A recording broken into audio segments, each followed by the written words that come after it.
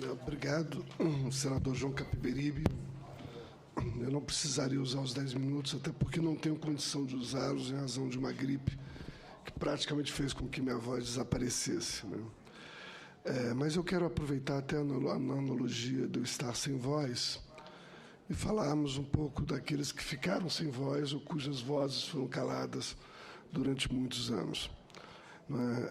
O que nós estamos falando aqui agora é sobre os efeitos da lei da anistia e o que fazemos no momento em que o Brasil tenta trabalhar a memória, a verdade, sem esquecer um outro componente, que é a justiça.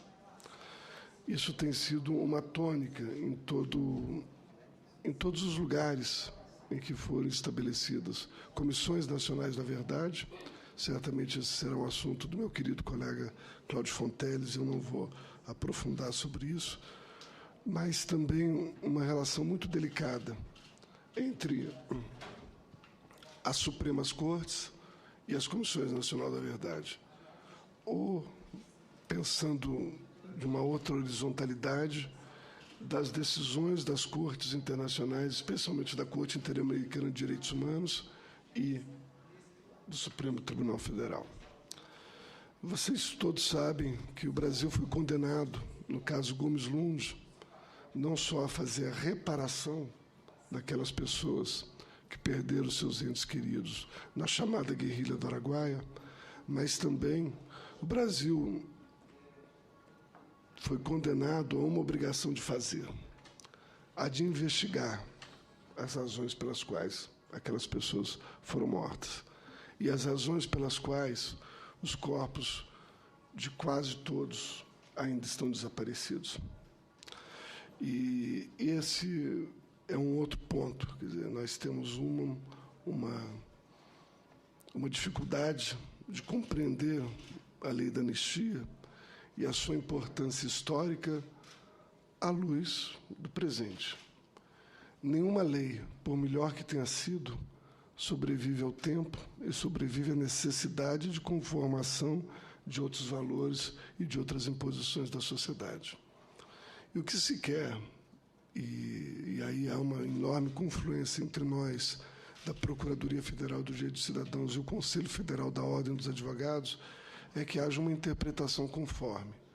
Não é, de modo nenhum, invalidar a importância do que foi feito lá atrás, mas a importância de também pensar no futuro. Milan Kundera considera que toda a questão da memória sempre significará, como a justiça, a luta contra o esquecimento. E a lei de anistia não pode servir para tornarmos o Brasil uma nação sem memória, sem registro. Ela não é um atestado de amnésia coletiva. Ela não pode servir de escudo de impunidade.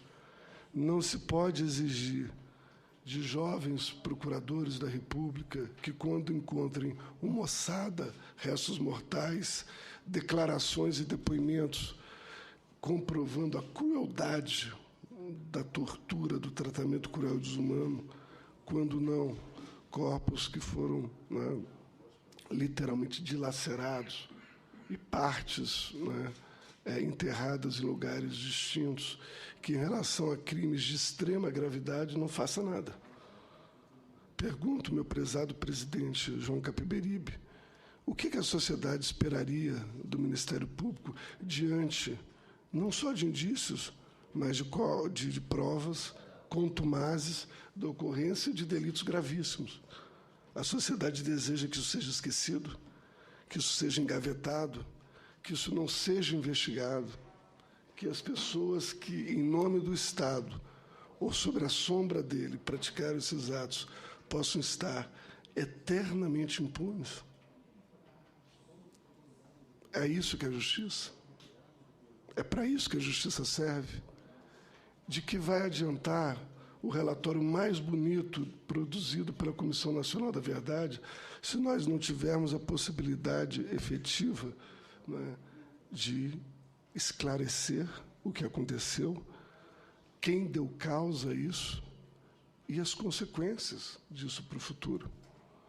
Porque em todo o processo de memória e verdade não se cuida apenas do passado, se cuida exatamente de se preservar a memória para o futuro, para que não mais ocorra, para que nunca mais ocorra.